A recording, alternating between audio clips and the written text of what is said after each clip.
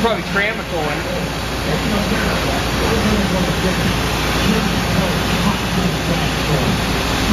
Just start it over and go back to that other one.